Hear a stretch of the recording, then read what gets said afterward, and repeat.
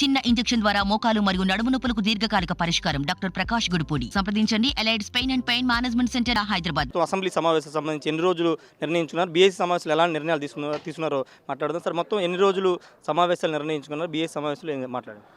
యాక్చువల్గా ఈ రోజుతో కలిపి 4 రోజులు అసెంబ్లీ సమావేశాలు జరుగుతాయి. 5 అయిపోయింది.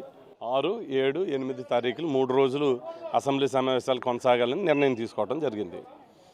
మొదటి రోజు రేపు ఈ గవర్నర్ గారు ఇచ్చినటువంటి ప్రసంగం మీద ధన్యవాదాలు తెలిపేటువంటి అంశం రేపు సభ్యులందరూ కూడా గవర్నర్ గారి ప్రసంగం మీద ధన్యవాదాలు తెలియజేస్తారు. తర్వాత గవర్నర్ గారి ప్రసంగం అయిన దాన్ని రేపు రిప్లై, ఎల్లుండ 7వ తారీఖు మార్నింగ్ 0 hour తర్వాత ఫైనాన్స్ మినిస్టర్ గారి యొక్క బడ్జెట్ ప్రవేశపెడతారు. బడ్జెట్ ప్రసంగం ఉంటుంది. 8వ తారీఖున ఈ బడ్జెట్ మీద డిస్కషన్. అంటే ఇది కేవలం 4 రోజులకే కుదించడానికి ఎందుకు సార్ కారణం? బీఎస్సీలో నిర్ణయం తీసుకోవటం జరిగింది. ఇది యాక్చువల్గా పూర్తి బడ్జెట్ సమావేశాలు కాదు, ఓటాన్ అకౌంట్ బడ్జెట్ కాబట్టి దానికి సంబంధించినటువంటి సమయం తీసుకోవటం జరిగింది. దీంట్లో ఆల్రెడీ బిల్స్ కూడా ఉన్నాయి. బిల్స్ కూడా ప్రవేశపెట్టేటువంటి అవకాశం. సరే, టీడీపీ నేతలు వాకౌట్ చేశారు, ఎమ్మెల్యేలు ఎమ్మెల్సీలు అందరూ వాకౌట్ చేశారు. ఇది పూర్తిగా అబద్ధాలని గవర్నర్ చేత ప్రభుత్వం చెప్పిస్తున్న ఒక విమర్శ ఆరోపణ వాళ్ళు చేస్తారు. కొత్త ఏముంది? ఎప్పుడు ఉన్నారు? ఎప్పుడు పూర్తిగా ఉన్నారు? ఏదో ఒకటి విమర్శ చేసి పక్కదారు పట్టించి బయటికి వెళ్తున్నాయి కదా వారి ఉద్దేశం. ఆశ్చర్యమేమి లే, రొటీన్. అంటే ఉదయం వచ్చినాడు ఒక కామెంట్ చేశారు, సీట్లు ఉదయం ఒక సీటు సాయంత్రం కూడా మార్చి సిల్లీ పాలిటిక్స్ చేస్తున్నారు వైసీపీ పార్టీ అని ఆయన ఒక విమర్శ చేశారు.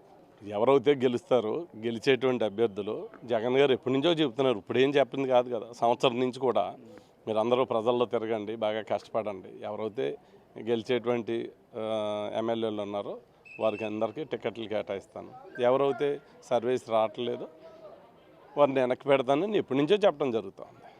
ఒక రాజకీయ పార్టీగా సామాజిక న్యాయాన్ని పాటించి ఈ రోజున జగన్ గారు తీసుకున్నటువంటి నిర్ణయానికి వారే ఆశ్చర్యపోతూ ఉన్నారు. సింగిల్ డిజిట్కే పరిమితం కాబోతుంది వైసీపీ అని ఒక కామెంట్ కూడా అయింది సార్. అంటే మేము కోరుకునేది వారు సింగిల్ డిజిట్ కావాలని కదా, 175 to 175 అని కదా, వై నాట్ 175 అని కదా మా గోల్. మాదంతా గ్రాఫ్ పెరుగుతూ వస్తుంది కదా, ఎప్పుడు తగ్గలేదు కదా.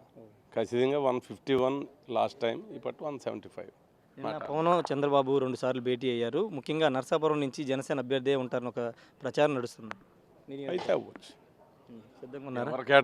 ఎవరికి కేటాయించినా పవన్ కళ్యాణ్ గారు పోటీ చేసినా, చంద్రబాబు నాయుడు గారు పోటీ చేసినా మేము సిద్ధంగా ఉన్నాం. గెలవడానికి సిద్ధంగా ఉన్నారు. ఖచ్చితంగా.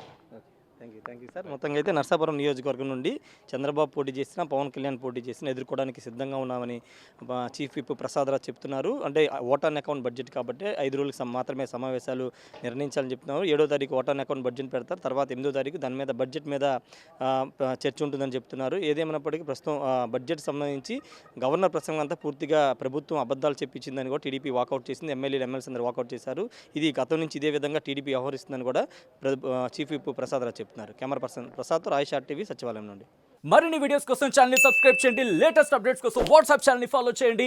అండ్ లింక్ డిస్క్రిప్షన్ లో ఉంది.